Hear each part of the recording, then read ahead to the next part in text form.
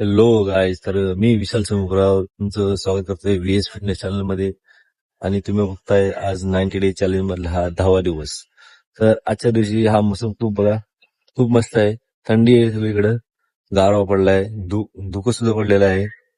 आणि अशा पद्धतीने आजचं वर्कआउट नंबर 1 होणार आहे. अशा वातावरणामध्ये जेवढी आपण मेहनत करल असल्या वातावरणामध्ये तेवढा आपल्याला घाम काढायचा आहे. आणि अशी एक नंबर मेहनत करायची आपल्याला की रिझल्ट तर भेटलाच पाहिजे. काय म्हणतात त्याला, रिझल्ट तर भेटलाच पाहिजे. तर आज आपण बघूया 10व्या दिवशी काय कमाल होते. आणि एक चांगला मेसेज मी तुम्हाला सांगणार आहे व्हिडिओच्या शेवटी. तर बघत राहा व्हिडिओच्या शेवटपर्यंत, नक्की स्किप नका करू. मला खूप काही शिकण्यासारखं आहे आणि हो, तुमचा नक्की फायदा होईल याची मला गॅरंटी आहे. तर व्हिडिओ संपूर्ण बघा आणि सगळ्यांना शेअर करा, व्हिडिओ लाईक करा, कमेंट करा आणि सांगा की व्हिडिओ कसा वाटतोय, काय वाटतोय. आणि याच्यामध्ये आपण आणखी तुम्हाला कुठली अडचण असेल तर अडचण सुद्धा विचारा, जेणेकरून आपण त्याचा सांगण्याचा प्रयत्न करू, तुमचा प्रॉब्लेम सॉल्व्ह करू. आणि हो, तर गाईज आता व्हिडिओमध्ये पुढे चला. तर गाईज आज आपण अशा प्रकारे वॉर्मअप स्टार्ट केलेलं आहे. रनिंगच्या अगोदर करणारा वॉर्मअप आपण पूर्ण बॉडीचे जे काही जॉईंट असतात ते जॉईंट पूर्ण आपण एक्सरसाइज करून घेणार आहे त्या जॉईंटची. आणि पूर्ण आपले पाय एकदम फ्री करायला पाहिजे रनिंग करण्या अगोदर. तेच आपण वॉर्मअप करतो आहे.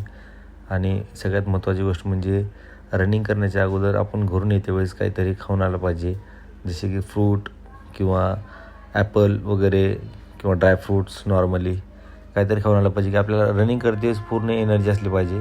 तर आपण रनिंगमध्ये 25 मिनटं रनिंग आणि 100 मीटरचे हे 3 हिट मारलेले आहेत. तर रनिंग झाल्यानंतरचा वॉर्मअप, तर रनिंग झाल्यानंतरचा वॉर्मअपमध्ये आपण पूर्ण एक 15 ते 20 मिनटं एक नंबर वॉर्मअप करून घेणार आहोत.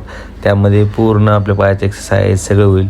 त्यानंतर आपण पुशअप, डबल बार आणि आपलं पैलवानी जोर, सूर्यनमस्कार हे एक्सरसाइज करून घेऊन आपण या प्रकारे असं स्टँडिंग स्ट्रेचिंग चालू करतो. आणि स्टँडिंग स्ट्रेचिंगमध्ये पूर्ण आपल्या शरीराचे सगळे पार्ट्स आपण मोकळे करतो किंवा त्यावर आपण पूर्ण एक्सरसाइज करून घेतो. आणि एक्सरसाइज करून घेतल्यानंतर तर आपण घरी गेल्यानंतर जे डाएट करतो ते खूप महत्त्वाचं आहे. आणि मी तुम्हाला ते पुढच्या व्हिडिओमध्ये सांगणार आहे की डाएट काय करायचं आणि कसं करायचं.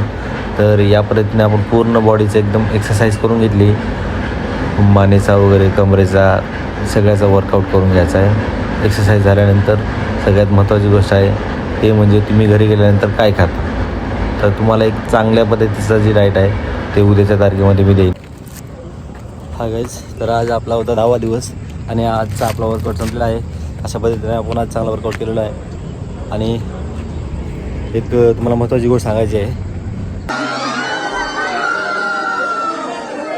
3.5 वर्षाचं बाळ येते की आम्हाला न्याय हवा आहे, फक्त न्याय, बस. त्याला फाशी द्या. 3 वर्षाच्या चिमुकलीवर नराधमाकडून अत्याचार, पुरावे नष्ट करण्यासाठी तिचे डोके दगडाने ठेचून केली निर्घृण हत्या.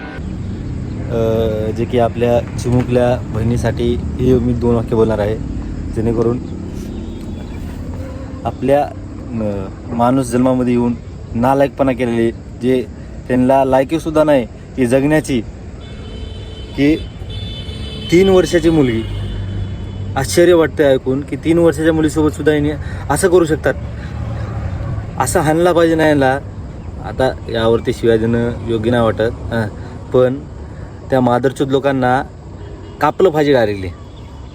उभा कापला पाहिजे कमरतून डायरेक्टली ना, 2 खाप करून खतम केलं पाहिजे. भेंचोद त्यांना एवढंसुद्धा कळत नाही की माणूस कोण आहे, केवढा आहे, काहीच नाही. 3 वर्षाची मुलगी असलेल्या मला सरळ तुम्ही चौकामध्ये नेऊन कापलं पाहिजे, माझं तर असं मत आहे. आणि हे व्हिडिओ जे माझे फॉलोअर्स, माझे मित्र, माझी फॅमिली, माझा इंस्टा परिवार, माझा यूट्यूब परिवार जेवढे बघतात, त्याकडून एवढंच आहे की त्या चिमुकलीचा न्याय भेटावा असं मला वाटतं.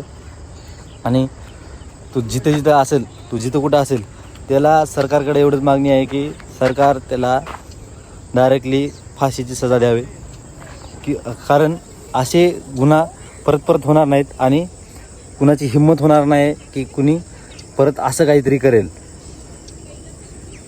तर गाईज, व्हिडिओ शेअर करा. आणि हो, त्या चिमुकल्या ताईसाठी सगळे रडू, माझ्या छोट्या बहिणीसाठी, कुणाची लेक असेल, कुणाची काय असेल, तर व्हिडिओ सगळ्यात जास्त शेअर करा आणि त्याच्या हे सरकारपर्यंत पोचवा. आणि आपले शिवभक्त जेवढे आहेत जेवढे काही शिवभक्त आहेत त्यांच्यापर्यंत पोचवा, जेणेकरून त्या मादरचोद लोकाला सुट्टी नाही दिली पाहिजे, माफी नाही दिली पाहिजे. असा अपराध दुसऱ्यांदा झालाच नाही पाहिजे. तर चला गाईज, भेटूया आपण उद्याच्या व्हिडिओमध्ये. लाईक करा, शेअर करा, कमेंट करा. जय हिंद.